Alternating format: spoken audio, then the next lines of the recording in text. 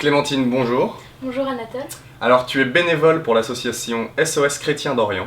Voilà, donc c'est une association qui aide les chrétiens et les minorités qui ont été persécutés par l'État islamique.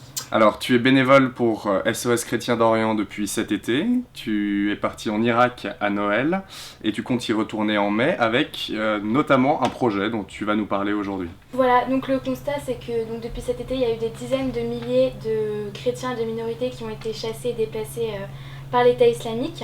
Donc ils se retrouvent sans rien, sans école, sans emploi. Et donc, évidemment, la priorité de l'association est l'apport de soins, de nourriture, etc. Mais il faut aussi prendre en compte la dimension éducation et culturelle. Et c'est pour ça donc, qu'on a eu l'idée d'un projet, donc c'est de construire une boîte fonctionnelle, transportable et design, où on y mettrait des liseuses électroniques dedans. Liseuses, donc ce serait sur le modèle d'une bibliothèque mobile.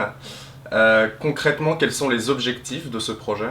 Donc déjà, ça va représenter un passe-temps pour les réfugiés, un échappatoire, étant donné que leur quotidien n'est vraiment pas facile, et aussi un moyen de se cultiver, d'apprendre et de lire. Alors on le précise, une liseuse, c'est un livre électronique. Dessus, je suppose que vous allez y mettre des livres, des documents dans leur langue, Exactement. dans plusieurs langues.